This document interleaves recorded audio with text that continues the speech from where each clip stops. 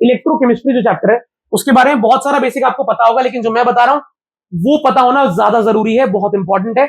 Electrochemistry दो तरह की साइंस में डील करता है, दो प्रोसेस के बारे में पढ़ते हैं इस चैप्टर में। ये पूरा चैप्टर दो प्रक्रियाओं पे बेस्ड है। पहली प्रक्रिया क्या? पहली प्रक्रिया ये कि इस चैप्टर में हम पढ़ते हैं कि इलेक्ट्रोकेमिस्ट्री नाम में लिखा है इलेक्ट्रिसिटी की मदद से केमिकल रिएक्शन को कराने की प्रक्रिया।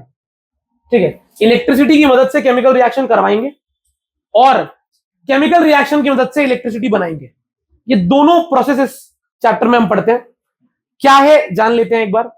इस धरती पर दो तरह की रिएक्शंस होती हैं। इस धरती पर दो तरह की रिएक्शंस होती हैं, एक स्पॉन्टेनियस, एक नॉन स्पॉन्टेनियस। एक खुद से होती है, एक हमें करानी पड़ती है। एक है कि आपने एक बार कुछ इनिशिएट कर दिया, कागज पड़े थे बहुत सारे, आपने ऐसे तिल्ली लगा के ऐसे छोड़ा और आप चले गए। आप वापस आओगे तो आग जल जाएगी, पूरा कागज जल जाएगा सारे। आपको वहां बैठ के बार बार उस आग को इग्नाइट नहीं करना पड़ेगा, बार बार उस रिएक्शन को पुश नहीं करना पड़ेगा, बस इनिशिएट करके छोड़ दो, अपने आप हो जाती है।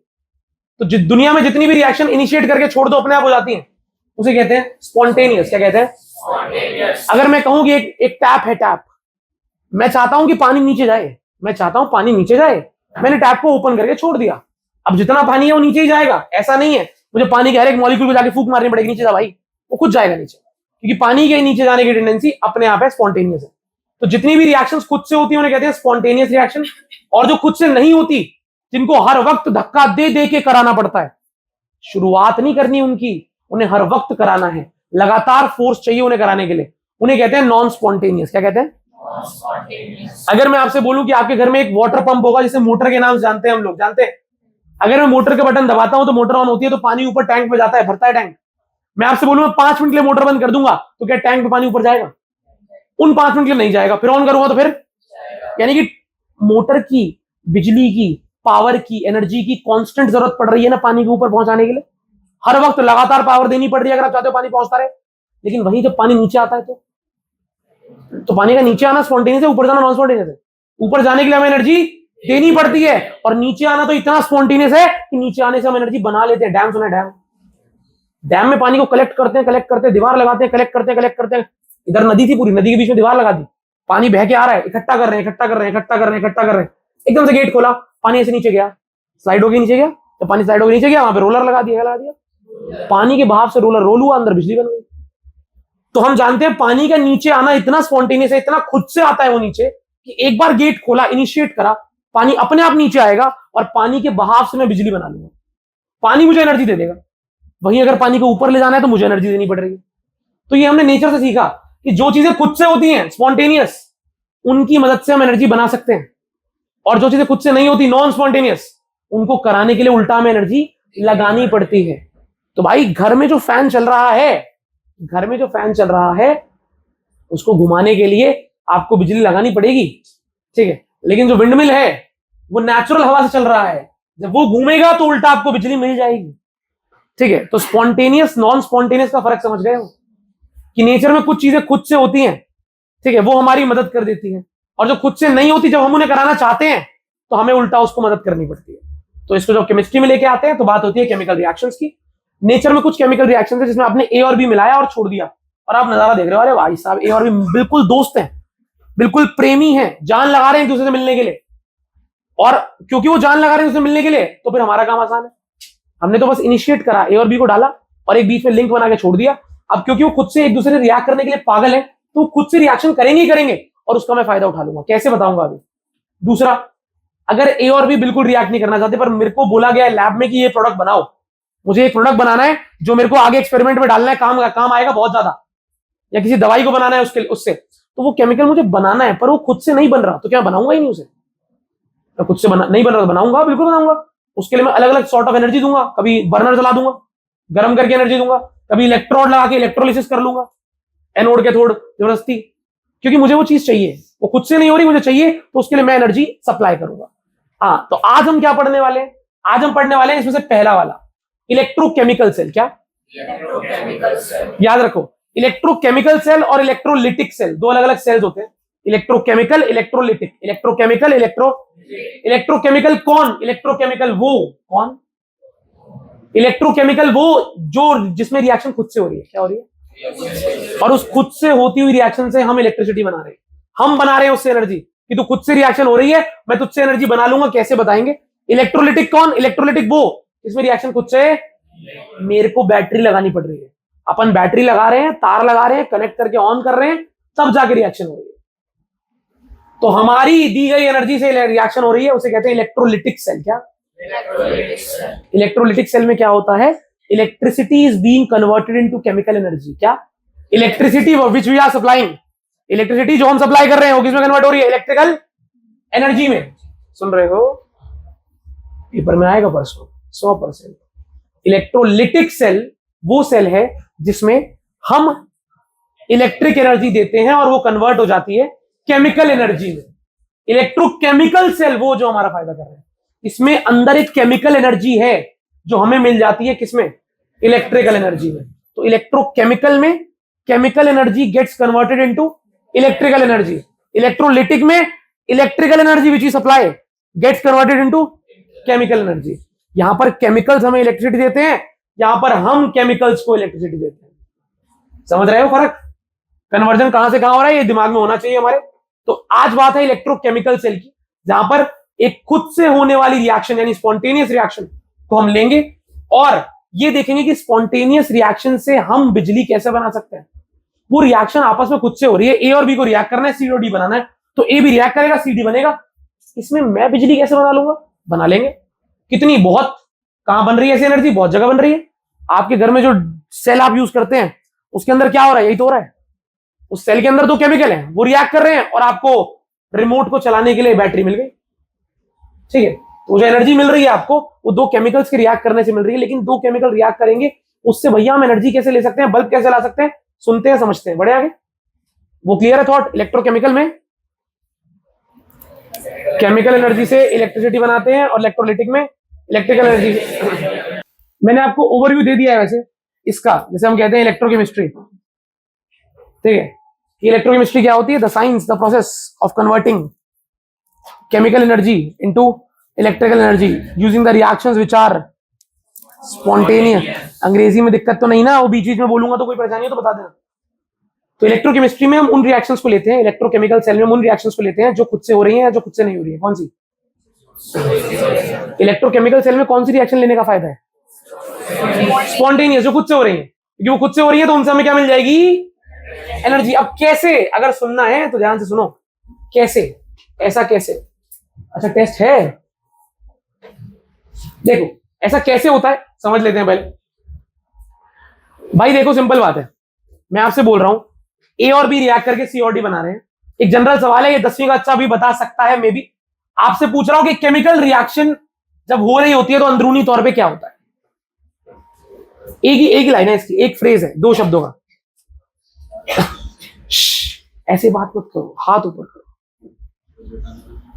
जब एक केमिकल रिएक्शन होती है तो अंदरूनी तौर पर क्या हो रहा होता है? A reacts with B to form C and D, this is a English statement, but internally what is being taking place? और क्या अंदर जो है, ए क्या कर रहा है, बी क्या कर रहा है? हाथ मिला रहे हैं, दोस्ती हो रही है, क्या हो रहा है? एक एक करके यार हाथ। हाँ जी, ए और बी के पार्टिकल्स कोलाइड कर रहे हैं, बिल्कुल, ये केमिकल एनालिसिस आ चुके हैं। और कुछ? एक केमिकल रिएक्शन में जनरल तौर पर क्या होता है? Oxidation, reduction. थोड़ा सा गहराई में जाओ, सही जा रहे हो। एसोसिएशन तो नहीं होता। अरे ऐसे मत हंसो, वो सोच तो रहा है, कम से कम तुम सोच भी नहीं रहे हो, तुम बैठे हो, मन में आए बोलो, गलत सही की बात ही नहीं कर रहा मैं। बनता है। Nice sir, nice. मैं इसलिए खुश नहीं हूं कि तूने गलत बोला, मैं तो खुश तूने बोला।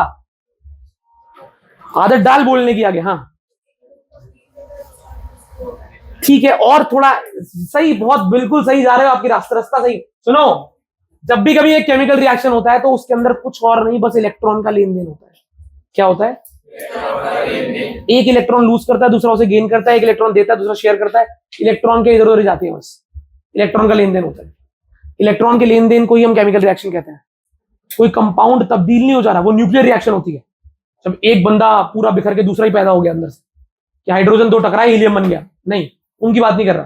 मैं बात कर रहा हूं नॉर्मल रिएक्शंस में क्या होता है, जितने हम पढ़ते हैं उनमें इलेक्ट्रॉन का लेन देन होता है। क्या होता है? इलेक्ट्रॉन का। मान लेते हैं एक बंदा है जो इलेक्ट्रॉन लूज करना चाहता है और भी एक बंदा जो इलेक्ट्रॉन गेन करना चाहता है। एग्जांपल दे रहा हूं कि कैसे खुद से होने वाली रिएक्शन से हम एनर्जी ले लेते हैं। हम कहते हैं भाई तू तो हो ही रही है खुद से, बस हमारे बल्ब को और जला दे। ठीक है, तो कैसे हम ऐसा कर पाते हैं? सुनिएगा ध्यान से। एक कंपाउंड है जो बिल्कुल एनर्जी, सॉरी, एक कंपाउंड है जो बी से रिएक्ट करना चाहता है, बी एक कंपाउंड है जो ए से रिएक्ट करना चाहता है। ए और बी खुद रिएक्ट करना चाहते हैं, बस इनिशिएट करना है। ए इलेक्ट्रॉन लूज करेगा, बी उसे गेन करेगा। ए इलेक्ट्रॉन लूज करेगा, बी उसे। मैंने क्या किया? ए और बी को अलग अलग कंटेनर में रख दिया, अलग अलग, और बीच में एक पाइप लगा दिया ऐसे। ठीक है, ऐसे लगा दिया। अब अगर ए और बी बिल्कुल तड़प रहे हैं रिएक्ट करने के लिए, तो ए को जैसे ही पता लेगा, देखो मैं कहानी में बात कर रहा हूं, है ना, केमिकल को पता नहीं चलता कि केमिकल को जैसे पता चलेगा भैया, कैसे पता लेगा, फोन करेंगे? नहीं, मैं एग्जांपल ले रहा हूं कि ए को जैसे ही पता लेगा कि बी इस कंटेनर में है, ठीक है, और बीच में एक पाइप है कनेक्शन के लिए, तो ए तो बी से रिएक्ट करना चाहता ही है। अगर मैंने कुछ भी करके ए और बी में कनेक्शन सेटअप कर दिया, तो ए से इलेक्ट्रॉन निकलेंगे और कहां जाएंगे? और रिएक्शन चल जाएगी। अब ए से निकल के इलेक्ट्रॉन बी में जा ही रहे हैं। मान लो वो एक कंटेनर में है, तो भी ए है, बी है, अंदर पार्टिकल है, घूम रहे हैं अपना आराम से। ए और बी को जैसे मैं पास लाया, ए और बी रिएक्ट करने वाले हैं, ए से इलेक्ट्रॉन निकलेगा, बी में जाएगा, रिएक्शन हो जाएगी। ए पॉजिटिव बी नेगेटिव जुड़ गए, ए बी बन गया। तो ऐसे रिएक्शन चल रही है। मैंने ए से पूछा, ओए तू इलेक्ट्रॉन देगा ही देगा? उसने बोला भाई बी कितना भी दूर हो जाए मैं इलेक्ट्रॉन दूंगा। बी से पूछा, इतने को इलेक्ट्रॉन चाहिए? भाई साहब कुछ भी हो जाए मुझे इलेक्ट्रॉन चाहिए, क्योंकि ए और बी रिएक्ट करने के लिए स्पॉन्टेनिटी दिखा रहे हैं, वो खुद रिएक्ट करना चाहते हैं। तो मैंने ए और बी से डील करी, सुनो, कि ए भाई तेरे को इलेक्ट्रॉन देना ही है, उसको इलेक्ट्रॉन लेना ही है। अगर मैं तुम दोनों को अलग अलग बीकर में रख दूं, तू इलेक्ट्रॉन दे, ये इलेक्ट्रॉन ले रहा है, तू दियो, ये ले लेगा इलेक्ट्रॉन, कोई दिक्कत नहीं है। बस बीच में एक तार लगा दूंगा। क्या लगा दूंगा? वो इलेक्ट्रॉन जो ए से बी पे जा रहा है वो पानी से ना होकर मेरी तार से चला जाए तो कोई दिक्कत की बात तो नहीं है ना। ए को इलेक्ट्रॉन देना ही देना है, बी को इलेक्ट्रॉन लेना ही लेना। तो ए की भी इच्छा पूरी हो जाएगी, बी की पूरी हो जाएगी। मैं उस तार में लगा दूंगा एक बल्ब, तो जब इलेक्ट्रॉन उस बल्ब से गुजरेगा तो बल्ब, इलेक्ट्रॉन के फ्लो को क्या कहते हैं? इलेक्ट्रॉन के flow, the flow of charge is called current कहते हैं ना। तो इलेक्ट्रॉन अगर तार में फ्लो करेगा तो वो करंट का ही तो काम करेगा। वो करंट से मैं अपना बैटरी बनाना चाहता हूं, मैं उससे रिमोट चलाना चाहता हूं, मैं उससे बल्ब जलाना चाहता हूं, मैं जो भी चलाना चाहता हूं जला सकता हूं। मुझे बस एक ऐसा माध्यम बनाना है कि जो दो बंदे पागल है रिएक्ट करने के लिए, एक को यहां रखो, एक को यहां रखो, और रिएक्शन कैसे करके चालू करा दो। यहां से इलेक्ट्रॉन जाएगा, वहां पे जाएगा, बल्ब चलता रहेगा। लेकिन आपने देखा है हमारे घर की बैटरी थोड़ी देर बाद डेड हो जाती है, 1 महीना 2 महीना 6 महीना 8 महीना डेड हो जाती है। तो मतलब भैया अगर ए को बी से रिएक्ट करना ही है, ए को बी से रिएक्ट करना ही है, तो ए से इलेक्ट्रॉन जाता रहेगा, बी में जाता रहेगा, रिएक्शन जिंदगी भर चलनी चाहिए। ये रिएक्शन जिंदगी भर क्यों चलती? एग्जांपल दो।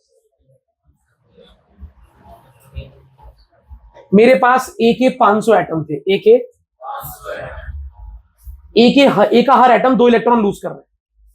तो थोड़ी देर बाद कभी ना कभी तो ए के सारे एटम खत्म हो जाएंगे ना, वो 2 इलेक्ट्रॉन लूज करके A+2 बना चुके होंगे। फॉर एग्जांपल मैग्नीशियम है, मैग्नीशियम लूज करके इलेक्ट्रॉन Mg+2 बनाता है। तो मेरे 500 Mg के एटम्स हैं।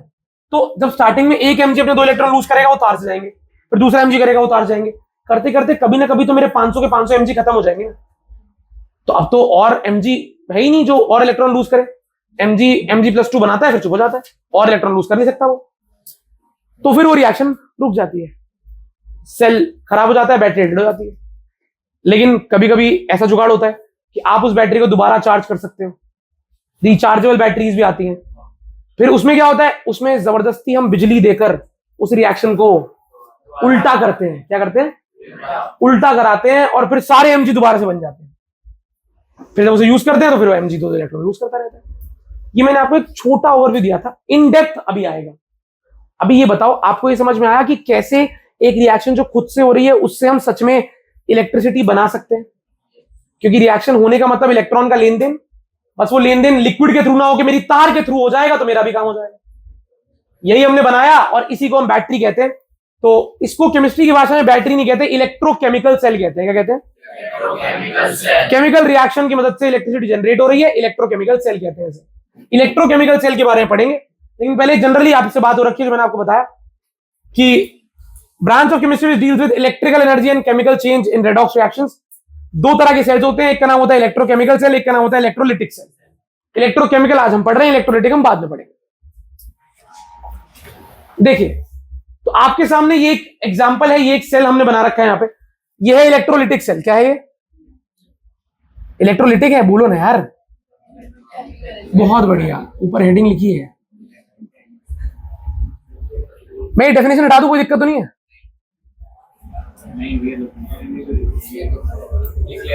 ये डेफिनेशन बता चुका हूं ना मैं। इलेक्ट्रोकेमिकल सेल क्या होता है? It converts chemical energy into, ठीक है ना डेफिनेशन। इसका एक और निकनेम होता है गैल्वेनिक या वोल्टाइक सेल भी कहते हैं इसे। मैं भी इसको कर दूंगा जूम इन, तो आप देख लेना डेफिनेशन। लेकिन पहले भी यहां पे आते हैं। अभी मुझे बताओ, ये क्लियर विजिबल है आपको? तो मैं एक रिएक्शन लिख रहा हूं यहां पे, Zn plus CuSO4 gives ZnSO4 plus Cu। ये रिएक्शन इस इलेक्ट्रोकेमिकल सेल के अंदर हो रही है। कैसा दिखता है, क्या बातचीत है, कैसे बनाते हैं, क्या समझते हैं, सब कुछ बताऊंगा। ऐसे डायग्राम बनाने की नौबत आपकी जिंदगी में कभी नहीं आएगी ऐसी, ठीक है? लेकिन फिर भी इसकी एक एक बिल्कुल छोटी छोटी बातें बिल्कुल क्लियर होनी चाहिए। एक रिएक्शन होती है Zn plus CuSO4 जो इस सेल के अंदर हो रही है। सबसे पहले मैं चेक करता हूं क्या ये रिएक्शन स्पॉन्टेनियस है। कैसे चेक करूंगा? एनसीईआरटी से पूछूंगा, तुमसे पूछूंगा नहीं। अपन ने बचपन में एक सीरीज पढ़ी है, रिएक्टिविटी सीरीज। क्या? और एक लाइन पढ़ी है, displacement reaction class 10। The more reactive metal displace the less reactive metal from its. याद है? ऐसा कुछ याद आ रहा है? तो अब यार जिंक और कॉपर में कौन रिएक्टिव है? तो जिंक जब आएगा तो कॉपर को हटा के खुद चला जाएगा, और जिंक ज्यादा रिएक्टिव है, कॉपर कम रिएक्टिव है। तो जिंक को अगर CuSO4 के साथ रखूंगा तो जिंक जाएगा, Cu की जगह लेगा और खुद जीत जाएगा। ऐसा ही होगा। तो मतलब ये रिएक्शन खुद से ही होगी। Zinc is more reactive than copper, तो zinc will displace copper anyhow. तो ये एक खुद से होने वाली स्पॉन्टेनियस रिएक्शन है, जिसकी माध्यम से, जिसकी मदद से मैं आपको इस सेल की वर्किंग समझा रहा हूं। बहुत ही प्रेम और बहुत ही आराम से देखना। केमिकल रिएक्शंस को इलेक्ट्रोकेमिकल सेल में ऐसे नहीं देखते, देखने का तरीका थोड़ा अलग होता है। वो अलग तरीका बता रहा हूं। हम मेजर मेटल्स को देखेंगे, इन आयंस को हटा देते हैं। बस एक नजरिया है देखने का कि Zn प्लस में Cu+2, कॉपर सल्फेट में Cu+2 में होता है। पता है आपको ये बात? CuSO4 है तो Cu+2 है, SO4 2 नेगेटिव है। और रिएक्शन के बाद क्या हो गया? Zn+2 बन गया और Cu। कक्षा 11वीं में एक चैप्टर था रेडॉक्स, उसमें हमने रिडक्शन और ऑक्सीडेशन आप अलग करना सीखा था कि किसी भी रिएक्शन का रिडक्शन आप अलग कर सकते हैं, ऑक्सीडेशन आप अलग कर सकते हैं। आप मुझे बताइए कि जिंक भैया पर पहले कितना चार्ज है और 0 से कहां चले गए? 0 से बढ़ गया। बढ़ना मतलब ऑक्सीडेशन, बढ़ना मतलब, तो जिंक भैया का ऑक्सीडेशन हो रहा है, बढ़िया बात है। और Cu अंकल का क्या हो रहा है? ये पहले +2 था, बाद में क्या हो गया? तो रिडक्शन हो रहा है। तो ये तो मेरे को समझ में आ गया। मैं यहां पे लिख भी देता हूं कि ऑक्सीडेशन किसका हो रहा है? जिंक का। तो Zn कन्वर्ट हो रहा है Zn+2 में, और रिडक्शन किसका हो रहा है? कॉपर किसमें कन्वर्ट हो रहा है? कॉपर+2। सही है। अब दो बिल्कुल बेसिक बातें, जिसको नहीं पता वो सुन लो भाई। ऑक्सीडेशन के दौरान इलेक्ट्रॉन रिलीज होते हैं और रिडक्शन के दौरान इलेक्ट्रॉन ऐड होते हैं। जिंक जब Zn2+ बना तो इसका साफ मतलब है कि जिंक ने अपने अंदर के 2 इलेक्ट्रॉन निकाल दिए। तो यहां पर मैं ये लिखूं तो कोई गलती वाली बात तो नहीं है कि जिंक ने 2 इलेक्ट्रॉन अलग कर दिए और Zn2+ अलग हो गया। सही है? हाँ ना बोलो। कॉपर पहले +2 था, इसके अंदर क्या आके जुड़ा होगा जो ये 0 हो गया होगा? 2 इलेक्ट्रॉन। तो वो 2 इलेक्ट्रॉन जो जिंक ने निकाले हैं वो किसने गेन करे हैं? Cu ने। ये चीज आपको कभी करनी नहीं पड़ेगी, मैं आपको रिएक्शन समझा रहा हूं इसलिए मैं ये कर रहा हूं। आपको मैं बताना चाहता हूं कि अपने दिमाग की आंखें खोलें और देखिए, तो आप समझ पाएंगे भूमिका कि जिंक जो है वो 2 इलेक्ट्रॉन लूज कर रहा है, और जिंक द्वारा लूज किए गए 2 इलेक्ट्रॉन को कौन गेन कर रहा है? कॉपर। तो जिंक 2 इलेक्ट्रॉन लूज कर रहा है, copper 2 electron. Very very very simple process, ठीक है? जिंक ने 2 इलेक्ट्रॉन लूज करे, कॉपर ने 2 इलेक्ट्रॉन गेन कर लिए। मुझे सुनने में इंटरेस्ट है कि आप सुने, आप इसी तरफ देखें, इसमें ज्यादा इंटरेस्ट है मुझे। तो ये क्लियर है? अब जिंक ने 2 इलेक्ट्रॉन गेन करे, लूज करे, कॉपर इन्होंने गेन कर लिया। क्या है अंदर का मैकेनिज्म? देखो, हमने क्या किया स्टार्टिंग में, इस बीकर के अंदर स्टार्टिंग में क्या किया, इस बीकर के अंदर ले लिया जिंक। क्या ले लिया? जिंक। क्योंकि रिएक्शन ने भी क्या कहा था शुरुआत में, क्या लिया रिएक्शन ने? एक जिंक लिया है और साथ में क्या लिया है? मेरे रिएक्टेंट तो यही दोनों है ना। तो मैंने इस बीकर में जिंक की एक मोटी सी रॉड ले ली, जिंक रॉड कह सकते हो आप इसे, और दूसरे बीकर में क्या भर के ले लिया? CuSO4। बढ़िया, ठीक है।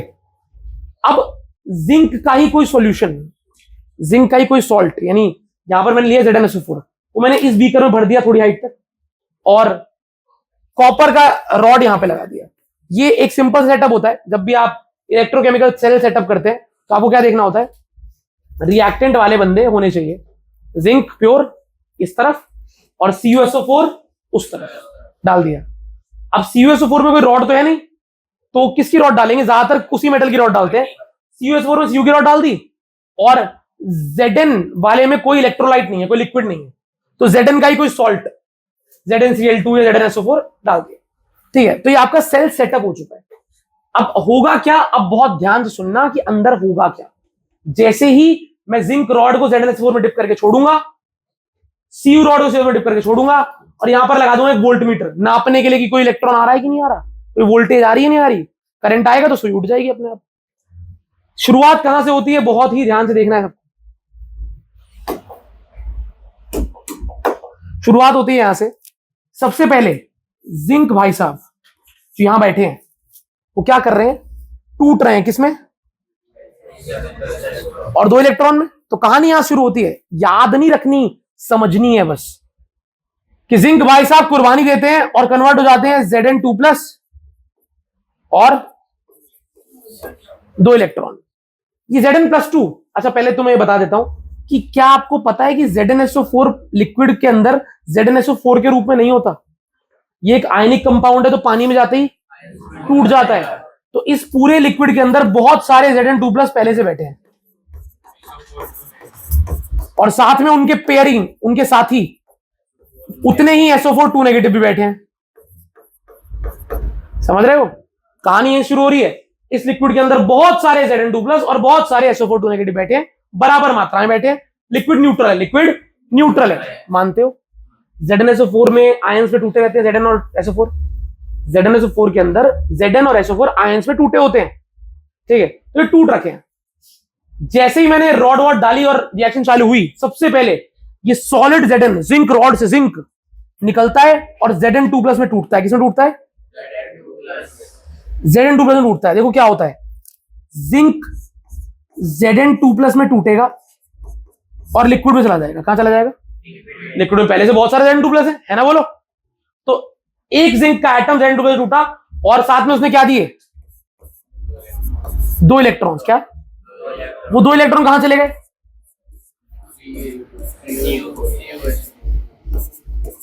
वो 2 इलेक्ट्रॉन, क्योंकि हमें पता है जो इलेक्ट्रॉन जिंक ने लूज करे थे उसे कौन गेन करेगा? Cu+2। तो हम जानते हैं Cu+2 कहां पर है? दूसरे बीकर में। तो वही होता है, जैसे ही यहां का जिंक अपनी कुर्बानी देता है, मेरी रॉड का जिंक कुर्बानी देता है, Zn2+ नीचे जाता है, 2 इलेक्ट्रॉन उसके ऊपर जाते हैं, और ऐसे जिंक टूटता रहता है, Zn2+ नीचे आता रहता है और इलेक्ट्रॉन्स। समझ रहे हो? पक्की बात समझ गए आप? पक्का? इस कंटेनर का नाम है एनोड। क्या नाम है? एनोड। क्या नाम है? जिस भी कंटेनर में इलेक्ट्रॉन निकलता है, इलेक्ट्रॉन जहां से निकल रहा है उसे कहते हैं एनोड, या फिर ऐसे हमने 10वीं में याद किया था, जहां पर ऑक्सीडेशन होता है उसे कहते हैं एनोड। तो ऑक्सीडेशन हो रहा है यहां पे, इसलिए एनोड है। ठीक है भैया? जिंक ने अपने इलेक्ट्रॉन की कुर्बानी दी। क्या करा अपने इलेक्ट्रॉन की? Zn2+ नीचे चला गया, जिंक ऊपर चला गया। सही है? इलेक्ट्रॉन ऊपर चला गया। अब मेरा एक सवाल है, क्या आपको लगता है कि समय के साथ ये जिंक की रॉड पतली होती रहेगी? पक्का? श्योर हो? क्यों? जिंक के एटम Zn2+ बन के लिक्विड में और इलेक्ट्रॉन, तो जिंक के एटम कम होते रहेंगे, तो ये रॉड पतली। किस किस को ये पहला स्टेप क्लियर है?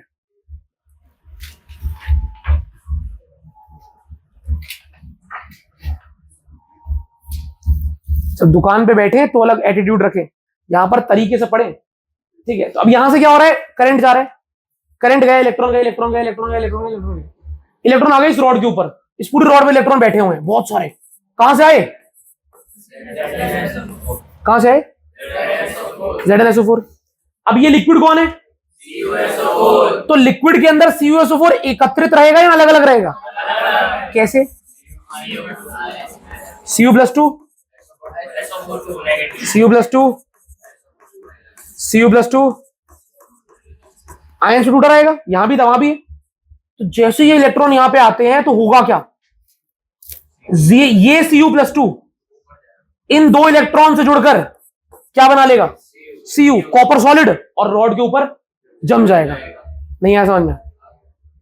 यहां जिंक ने अपनी कुर्बानी दी, ZnSO4 में छलांग लगा दी, दो इलेक्ट्रॉन ऊपर चले गए उसके बेचारे के। वो दो इलेक्ट्रॉन किसने लपक लिए, लिक्विड में पड़े हुए Cu+2 ने, और वो दो इलेक्ट्रॉन जैसे Cu2+ के साथ जुड़े वो बन गया Cu सॉलिड, कॉपर सॉलिड, और वो जाके चिपक गया रॉड पे।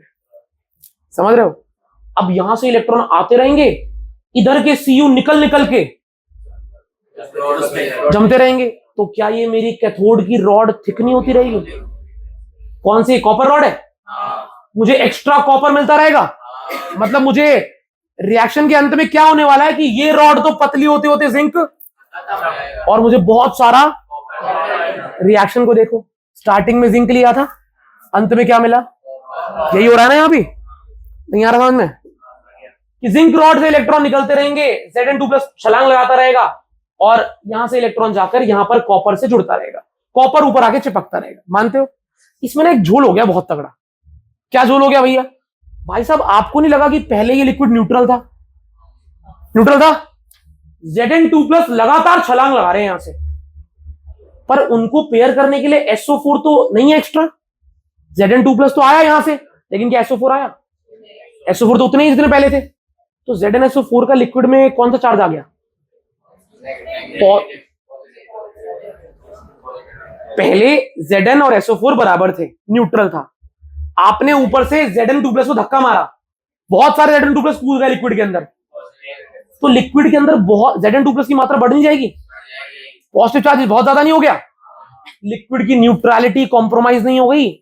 हिंदी, लिक्विड न्यूट्रल रहा नहीं, अब न्यूट्रल, लेकिन पहले क्या था, सोचो सोचो। अब एक दिक्कत आने वाली है भैया। क्या दिक्कत आने वाली है?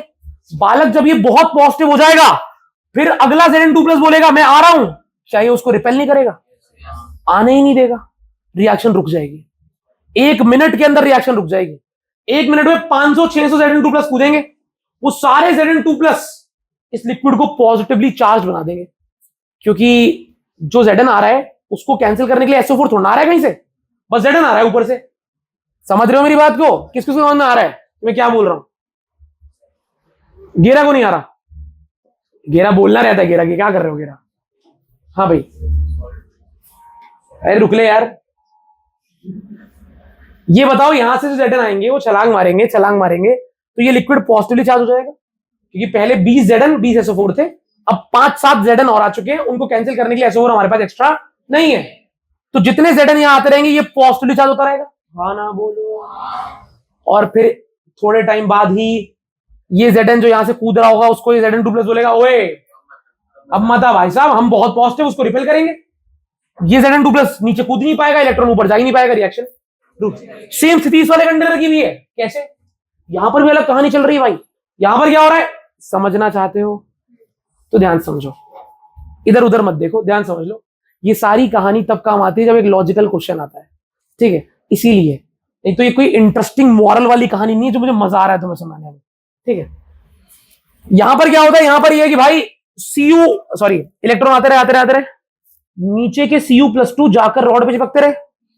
नीचे जितने Cu+2 थे उतने ही SO4 नेगेटिव थे। अब एक एक करके Cu जा रहा है, तो यहां पर SO4 की मात्रा बढ़ नहीं जाएगी? ये Cu इस SO4 को कैंसिल कर रहा था, लेकिन अब 10 Cu कहां चले गए? अब उनके जो पेयरिंग वाले SO4 थे वो तो वहीं रह गए। तो क्या ये वाला बीकर नेगेटिवली चार्ज नहीं हो जाएगा? इस लिक्विड में SO4 2 नेगेटिव की मात्रा बढ़ गई है, ये नेगेटिवली चार्ज हो गया है, ये अब ये नेगेटिवली चार्ज हो जाएगा। तो जब यहां पे इलेक्ट्रॉन आएंगे और बोलेंगे ओए कॉपर आइयो जरा, हम नेगेटिव तू पॉजिटिव अट्रैक्ट कर रहे हैं हम तेरे को, तो ये कॉपर कहेगा भाई तुम तो मुझे अट्रैक्ट कर रहे हो, तो छुटके छुटके इलेक्ट्रॉन हो तुम, ये पूरा बीकर के अंदर जो लिक्विड है वो पूरा नेगेटिव चार्ज बन चुका है, ये भी मुझे अट्रैक्ट कर रहा है। तो इस Cu2+ को वो बहुत सारे SO4, क्योंकि वो बहुत सारे SO4 को न्यूट्रल बनाने वाले Cu2+ तो जा चुके, अब वो बहुत सारे SO4 इस कॉपर को ऊपर जाने ही नहीं देंगे, यहां भी रिएक्शन रुक जाएगी। पूरी रिएक्शन रुक गई है, ना इलेक्ट्रॉन वहां से आ रहा है, ना यहां पे आने के बाद कॉपर ऊपर आ पा रहा है। ऐसा हो गया, सेल फ्लॉप हो गया, 1 मिनट के अंदर सेल रुक गया, किसी काम का नहीं है। इस चीज को, ये जो आपका नेगेटिव और ये पॉजिटिव बन गए हैं, न्यूट्रल नहीं रहे, इसको न्यूट्रली मेंटेन करने के लिए जिम्मेदारी किसने ली?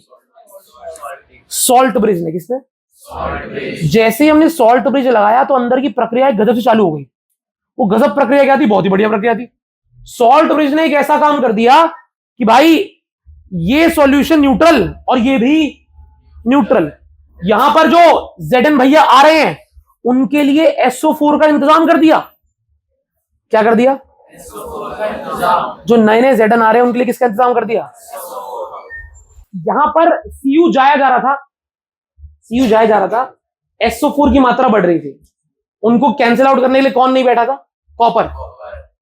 तो इसकी और इसकी दोनों की दिक्कत रिजॉल्व करी सॉल्ट ब्रिज ने। कैसे करी? सुनना बहुत ध्यान से। जब यहां बहुत सारे SO4 इकट्ठे हो जाते हैं, क्योंकि उनके जो कॉपर थे उन सबके कॉपर ऊपर जाके जमा हो गए हैं, तो वो SO4 क्या करते हैं? वो SO4 यहां चले जाते हैं।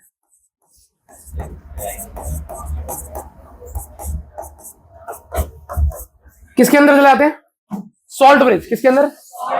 क्यों? ऐसा क्या बैठा है भैया इसके अंदर चले जाते हैं? सॉल्ट ब्रिज के अंदर होता है KCl और K2SO4। क्या होता है?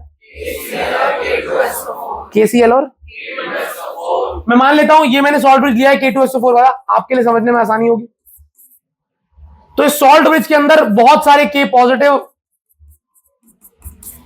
और बहुत सारे SO4 2 नेगेटिव बैठे होते हैं। सॉल्ट ब्रिज के अंदर ही बैठे होते हैं चुपचाप, वो ऐसे लीक करके नहीं आ सकते, सॉलिड रूप में होते, थोड़े से आयनिक सॉलिड होता है थोड़ा सा। अब क्या होगा सुनो, जब यहां पर कॉपर गायब होता जा रहा है, SO4 नेगेटिव की मात्रा बढ़ रही है, तो आपको नहीं लगता कि ये सारे नेगेटिव SO4 एक दूसरे को रिपेल कर रहे होंगे?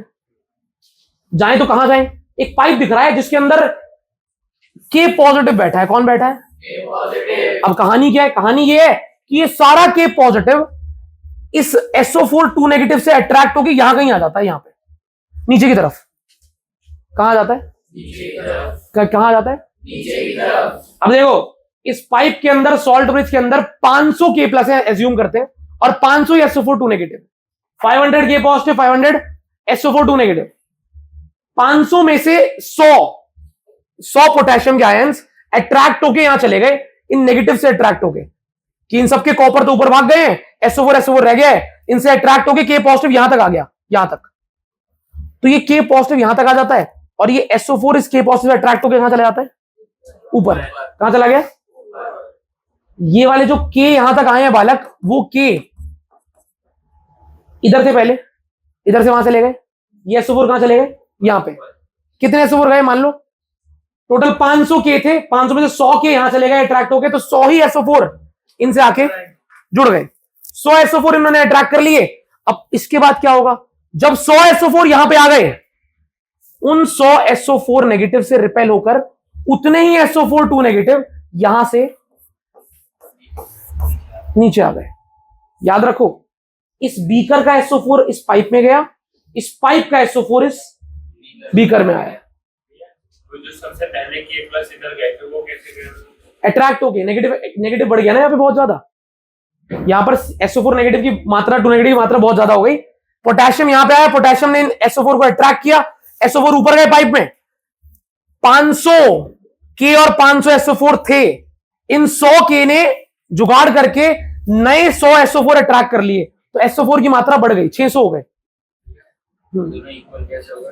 K और SO4 पहले से इक्वल थे, K2SO4 वैसे मान ले 100 200 मान ले भाई, जितने SO4 यहां से ऊपर आते हैं उतने ही SO4 इस सॉल्ट ब्रिज से यहां पे नीचे चले आते हैं। तो होता क्या है रिएक्शन में? ये कॉपर यहां जाके जुड़ रहा है, इसका पेयरिंग SO4 सॉल्ट ब्रिज से ऊपर जा रहा है, और सॉल्ट ब्रिज उतने ही SO4 यहां से रिलीज कर रहा है जो इसके अंदर जा रहे हैं। यहां दिक्कत किसकी थी? नेगेटिव चार्ज की। कि Zn2+ कूद तो रहा है पर उसके लिए SO4 नहीं है, तो यहां से जो SO4 नीचे जा रहे हैं वो वाली कमी भी पूरी कर रहे हैं। तो इस सॉल्ट ब्रिज के थ्रू हो क्या रहा है, आयंस फ्लो कर रहे हैं। कौन फ्लो कर रहा है? जैसे ही कॉपर भैया यहां जाके जुड़ जाते हैं, सॉलिड बन जाते हैं, कॉपर का पेयरिंग SO4 सॉल्ट ब्रिज के थ्रू ऊपर जाता है, उतने ही SO4 सॉल्ट ब्रिज से दूसरे बीकर में चले जाते हैं जो Zn2+ को न्यूट्रल करने में हेल्प करते हैं। अब क्या होगा, क्या होगा, Zn यहां से कूदेगा, क्या होगा याद करना है जो हमें, Zn यहां से कूदेगा +2 बन के, सॉल्ट ब्रिज से कौन निकल के आएगा, SO4, और वो Zn SO4 न्यूट्रल हो गया। 2 इलेक्ट्रॉन ऊपर गए, 2 इलेक्ट्रॉन इधर आए, यहां पर 2 इलेक्ट्रॉन ने कॉपर को +2 को खींचा और Cu बन गया। Cu का एक्स्ट्रा SO4 कहां गया, सॉल्ट ब्रिज के अंदर, और फिर उतने ही SO4 यहां से। तो क्या साइकिल पूरी कंप्लीट हो रही है? फिर Zn आएगा, उसके लिए यहां से SO4 आ चुका है, 2 इलेक्ट्रॉन जाएंगे, कॉपर चिपकेगा, SO4 फिर निकलेगा। तो बताओ सॉल्ट ब्रिज से कौन फ्लो कर रहा है, आयंस। क्या आयंस। कौन फ्लो कर रहा है, आयंस। और वायर से कौन फ्लो कर रहा है, इलेक्ट्रॉन्स। तो इसे बोलते हैं इंटरनल सर्किट, एक्सटर्नल सर्किट। क्या, इंटरनल सर्किट, एक्सटर्नल सर्किट। इसमें इंटरनल सर्किट से कौन फ्लो कर रहा है, आयंस। इंटरनल सर्किट मेंटेन कौन कर रहा है, सॉल्ट ब्रिज। कौन, salt bridge. Which part of the cell is responsible to maintain the electrical neutrality? ये सॉल्ट ब्रिज नहीं होता तो ये न्यूट्रल ना रहते। सॉल्ट ब्रिज है तो ये वाला हिस्सा भी और ये वाला हिस्सा भी दोनों न्यूट्रल है। दोनों क्या है, न्यूट्रल। तो सॉल्ट ब्रिज ने दोनों को न्यूट्रल मेंटेन किया। क्या किया, दोनों को न्यूट्रल। अब याद क्या करना है, इलेक्ट्रॉन कहां से निकला, एनोड से। कहां से निकला, कहां गया, through the external circuit. Through the external circuit. Electron anode से निकल के कैथोड में गया थ्रू द एक्सटर्नल सर्किट। लेकिन आयंस कैथोड से निकलकर through salt bridge, internal circuit. सही है। करंट का फ्लो कहां से कहां पर है बताओ, क्या है करंट का फ्लो, क्या है अंशु, बोल अंशु, अरे जल्दी बोल। एनोड से कैथोड है, गधे ही है। ये तो बचपन में पढ़ा है ना कि इलेक्ट्रॉन के उल्टा चलता है करंट। करंट इलेक्ट्रॉन का उल्टा चलता है, पता है ना। तो अगर मैं बोलूंगा इलेक्ट्रॉन कहां से कहां जाते हैं, एनोड से, और करंट श्योर, और आयंस कैथोड से through the internal circuit passing through salt bridge. Salt bridge कहां से, सॉल्ट ब्रिज। समझ रहे हो, सॉल्ट ब्रिज न्यूट्रलिटी मेंटेन कर रहा है। क्या कर रहा है। अच्छा अब एक बात पूछता हूं तुमसे, जब ये सब चल रहा होगा, रिएक्शन चालू हो जाएगी, अब तो कोई दिक्कत की बात नहीं है। अब तो जितने भी Zn यहां कूद रहे हैं उनके लिए SO4 सॉल्ट ब्रिज से नीचे आ जा रहा है अपने आप ही। सॉल्ट ब्रिज SO4 भेज रहा है या Zn2+ कूद रहा है, सब न्यूट्रल रह रहा है, कोई दिक्कत नहीं। लेकिन क्या अब भी रिएक्शन रुक जाएगी थोड़ी देर बाद, कब, जब Zn की रॉड ही खत्म हो जाएगी। यहां Zn बचेगा ही नहीं, सारा Zn खत्म हो चुका है, Zn बचा ही नहीं है। Zn है ही नहीं तो Zn कहां से टूटेगा। जब Zn ही नहीं टूटेगा तो इलेक्ट्रॉन ही नहीं जाएंगे, इलेक्ट्रॉन नहीं जाएंगे तो कॉपर ऊपर नहीं आएगा, तो रिएक्शन रुक जाएगी। तो जैसे ही Zn खत्म हो जाएगा आपकी रिएक्शन, और एट द एंड क्या होगा, आपकी एनोड वाली रॉड गायब हो चुकी होगी, थिन हो चुकी होगी, और कैथोड वाली रॉड थिक हो चुकी होगी। ये सब टर्म्स आती हैं पेपर में ना, इसीलिए एनोड वाली रॉड और कैथोड वाली। एनोड पे क्या हो रहा है, ऑक्सीडेशन। कैथोड पे क्या हो रहा है, एनोड पे क्या हो रहा है, कैथोड पे क्या हो रहा है, ठीक है। एनोड ऑक्सीडेशन, AOCR, AOCR बोलो, AO, anode oxidation, cathode, sure. अच्छा अब एक एक करके सारे पॉइंट आएंगे, अपन हर एक पॉइंट को रिवाइज करेंगे कि क्या कहना चाहता है हर एक पॉइंट। ये सवाल है, what flows in the internal circuit of a galvanic cell. बहुत शानदार, आयंस फ्लोज। अब इसको गैल्वेनिक सेल क्यों बोला, क्योंकि उसका निकनेम है गैल्वेनिक सेल। क्या नाम है, गैल्वेनिक सेल। तुम्हें इलेक्ट्रोकेमिकल सेल तो पता है, लेकिन इसे वोल्टाइक सेल भी कहते हैं, और मुश्किल है, वोल्टाइक भी और। अच्छा तो कौन फ्लो करता है इंटरनल सर्किट में, आयंस फ्लो करते हैं। बढ़िया। आगे सॉल्ट ब्रिज क्या होता है, it is a U shaped tube of inert electrolyte. भैया इसका मतलब क्या है, पहली बात तो यू शेप आपने देख लिया, उसको ऐसे उल्टा यू करके लगा देते हैं, एक हिस्सा इधर एक हिस्सा इधर, यू शेप्ड ट्यूब होती है। इसके अंदर एक इनर्ट इलेक्ट्रोलाइट होता है। इनर्ट मतलब नॉन रिएक्टिव। इनर्ट मतलब मेरे बीकर में अलग सी रिएक्शन चल रही है और मेरे सॉल्ट ब्रिज के अंदर एक ऐसा बंदा है जो उनसे रिएक्ट कर गया और सारी रिएक्शन ही उल्टी कर दी। उनसे रिएक्ट कर गया, आग लग गई, धुआं उठ रहा है, गैस निकल रही है, रंग बदल गए। ऐसा इलेक्ट्रोलाइट नहीं लेते हम। सॉल्ट ब्रिज के अंदर वो बंदा लेते हैं जो किसी से भी रिएक्ट ना करे, बस आयंस को अट्रैक्ट करे, रिपेल करे, न्यूट्रलिटी मेंटेन करे, लेकिन किसी से भी रिएक्ट ना करे। क्या ना करे? तो सॉल्ट ब्रिज के लिए आइडियल बंदा कौन है? जो बिल्कुल अनरिएक्टिव है। क्या है? बिल्कुल अनरिएक्टिव। तो जो बिल्कुल अनरिएक्टिव है वो बिल्कुल परफेक्ट कैंडिडेट है सॉल्ट ब्रिज के लिए। डेफिनेशन अच्छे से आनी चाहिए। It is a U shaped tube of inert electrolyte like KCl, K2SO4, KNO3 और solidified solution of these electrolytes in अगर अगर and gelatin। ये दोनों शब्द याद रखना, जेलेटिन और अगर अगर, ये दो क्या कहते हैं, ये सॉलिडिफाइंग एजेंट्स होते हैं जिससे हम KCl, आपको मैंने बताया ना कि आप भी सोच सकते हो भैया ये ऐसे ट्यूब है तो ये पोटेशियम तो गिर जाएगा नीचे, सॉलिडिफाइड होता है, जमा होता है, गिरता नहीं आसानी से, गिरेगा ही नहीं वो। SO4 गिर जाएगा? नहीं गिरेगा। वो जब एक K के पास नया SO4 जाएगा तो वहां से एक SO4 नीचे कूद जाएगा। सॉलिडिफाइड होता है, इसीलिए प्रॉपर बताया गया आपको कि सॉल्ट ब्रिज के अंदर क्या होता है। इसके अंदर KCl, K2SO4 और KNO3 जैसे इलेक्ट्रोलाइट्स होते हैं, या फिर इनका एक सॉलिडिफाइड सॉल्यूशन होता है जो कि अगर अगर और जेलेटिन की मदद से बनाया जाता है। अगर अगर और जेलेटिन की मदद से। अब अगर आप इसको याद नहीं करेंगे तो फिर कोई फायदा भी नहीं है। सही है?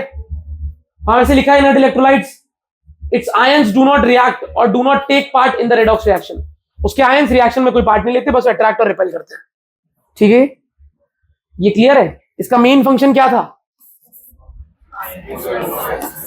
आहा,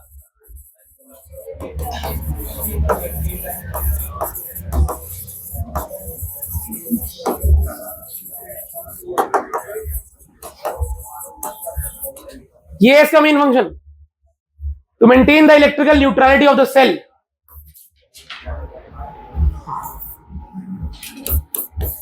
अभी एक नंबर में तो आता नहीं है, दो पूछता है।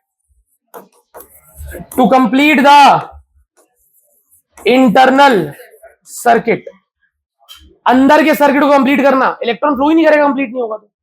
अंदर के सर्किट को कंप्लीट करना और न्यूट्रलिटी को इंश्योर करना सेल की, ये दोनों इसके काम है। ठीक है, ये फंक्शन लिखे भी हुए हैं यहां पे, कंप्लीट द सर्किट और electrical neutrality of the two halves. सही है? अब ये प्रश्न देखो कैसे आते हैं। आपका एक एग्जाम होता है, वो भारी एग्जाम, नीट कहते हैं आप उसे। उस नीट में क्या आ गया? नीट में आ गया कि अगर सॉल्ट ब्रिज ना होता तो ये बताओ क्या स्थिति होती। अरे नहीं नहीं, कि चार ऑप्शन थे भाई, anode will become negative, cathode will become positive, anode will become positive, cathode will become negative. ऐसे चार केस थे। अगर सॉल्ट ब्रिज नहीं होता तो क्या होता? एनोड पर Zn2+ का भरमार हो जाता, एनोड का लिक्विड क्या हो जाता, और कैथोड का लिक्विड। ठीक है, अब ये तो उसी को पता होगा ना जिसने वो डायग्राम समझा है, नहीं तो घंटा नहीं समझ में आता कि सॉल्ट ब्रिज नहीं होगा तो क्या होगा, सेल काम नहीं करेगा। ठीक है, तो इसीलिए सेल काम नहीं करेगा इज नॉट एन आंसर।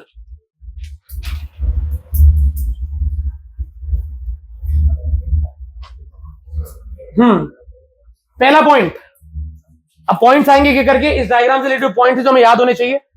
मैं आपको पॉइंट्स एक बार जल्दी जल्दी रिव्यू करा रहा हूं, आप पॉइंट्स को देखते रहो और रिमाइंड करो, ये आपको पता नहीं पता क्या लिखा है। AOCR, क्या यही तो लिखा है।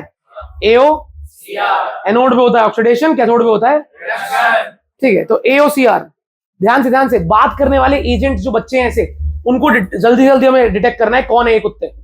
ठीक है, अच्छा, the anode act as negative electrode due to the excess of electrons and cathode act as positive electrode due to the excess of Cu+2। आप सोचो, एनोड से कौन निकल रहा है?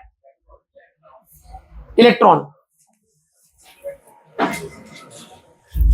वैसे आपने, जितना मुझे पता है कि आपने इसको ये पढ़ा हुआ है पहले, क्लास 11th में पढ़ा हो शायद आपने, कि बैटरी में पॉजिटिव टर्मिनल से करंट निकलता है और नेगेटिव में जाता है, पर इलेक्ट्रॉन उसके उल्टे होते हैं, इलेक्ट्रॉन नेगेटिव से निकलते हैं और तो इस बात को रट लो भाई, हमारे जो एनोड है, एनोड इलेक्ट्रॉन सप्लायर है, ये इलेक्ट्रॉन सप्लाई करता है, तो इसलिए एनोड होता है नेगेटिवली चार्ज्ड और कैथोड की तरफ इलेक्ट्रॉन भागता है क्योंकि कैथोड पर कौन सा चार्ज है, इलेक्ट्रॉन तो वहीं भागेगा ना जहां पॉजिटिव चार्ज होगा, अट्रैक्ट होगा उससे।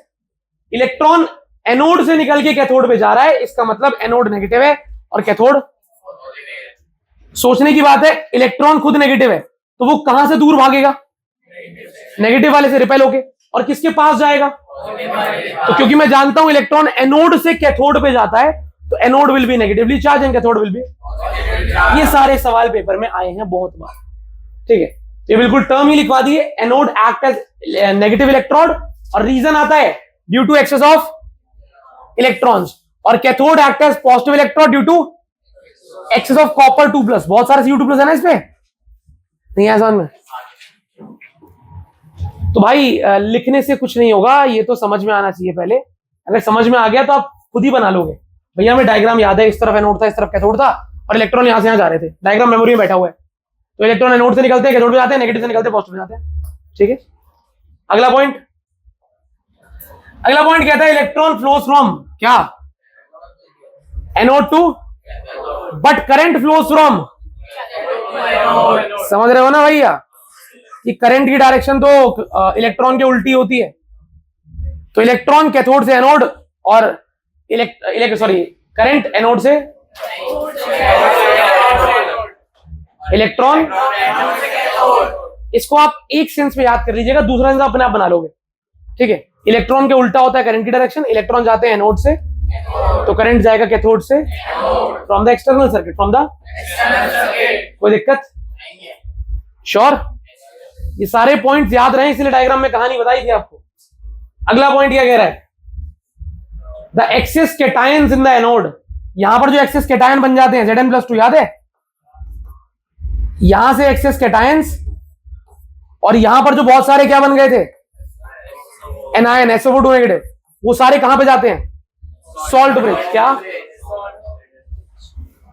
The excess cations from the anode and excess anions from the cathode moves through the salt bridge to complete the inner circuit, तो अंदर के सर्किट को कंप्लीट करने की जिम्मेदारी किसकी है, सॉल्ट ब्रिज की। सॉल्ट ब्रिज के अंदर से कौन मूव करता है, आयंस, क्या, इधर से पॉजिटिव वाले, इधर से किधर से पॉजिटिव वाले, एनोड, ये जो स्पेसिफिकेशन है एनोड से पॉजिटिव वाले, ये इंफॉर्मेशन है, बाकी तो कहानी है। अगर आप इतनी इंफॉर्मेशन याद रख पाते तो ठीक बात है कि एनोड से पॉजिटिव, एनोड से कैटायन और कैथोड से सॉल्ट ब्रिज के थ्रू मूव करते हैं ताकि सर्किट न्यूट्रल रहे, सर्किट कंप्लीट हो जाए, ठीक है। दोबारा बताओ,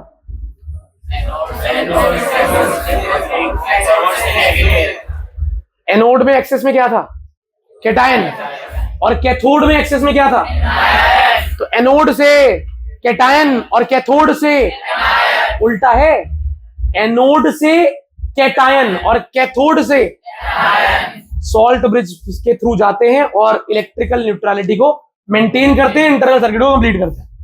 याद रहेगा, एनोड पे कौन एक्सेस में होता है, उल्टा कर दो, एनोड पर कैटायन और कैथोड पर, उल्टा कर पा रहे हो, कैथोड एनायन, एनोड कैटायन, तो एनोड पर कौन बैठा है, कैटायन, और कैथोड पर, बहुत बढ़िया, याद रहेगा। कौन सा पॉइंट है, चारों पॉइंट बिना देखे बता पाओगे, तुम्हें अभी याद है पहले 3 कौन से थे, पहला पॉइंट क्या था, ऑक्सीडेशन होता है, रिडक्शन होता है, अच्छा, दूसरा पॉइंट, एनोड होता है नेगेटिवली चार्ज, कैथोड होता है क्यों, एनोड पे होते हैं एक्सेस ऑफ इलेक्ट्रॉन, कैथोड पे होते हैं एक्सेस ऑफ Cu2+, यहाँ कैटायन, बहुत बढ़िया। अच्छा, third point, electron flow from but current flow from, चौथा point, cations from anode and anions from move through the to complete the internal circuit. Time के साथ साथ सीयू भाई साहब जो हैं वो यहां से निकल के यहां जाते रहेंगे, तो क्या ये लिक्विड कम हो जाएगा? और यहां से Zn भैया टूट के नीचे आते रहेंगे, तो ZnSO4 की मात्रा सॉल्ट ब्रिज से SO4 आ रहा है, यहां से Zn आ रहा है, ये तो बढ़ता रहेगा। तो क्या लिखा है? The CuSO4 solution decreases with time while the ZnSO4 solution increases with. अब लिखा है इसका main resultant, that is why current falls with.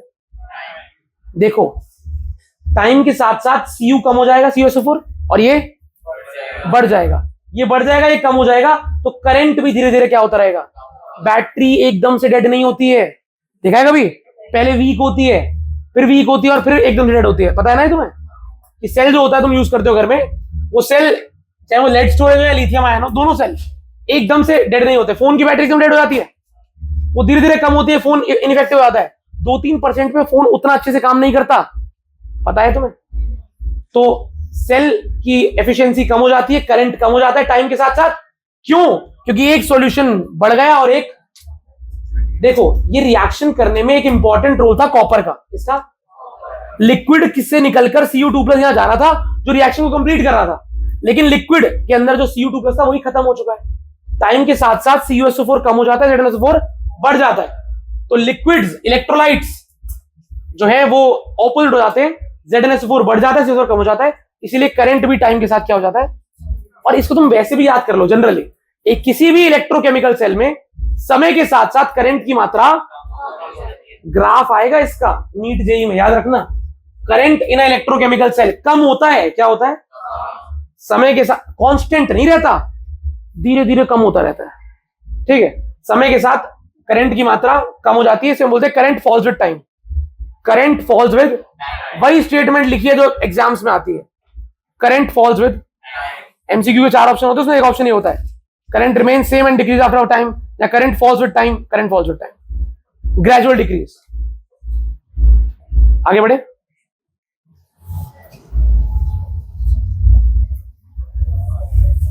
और ये हम बात कर चुके हैं कि कॉपर की रॉड जो है वो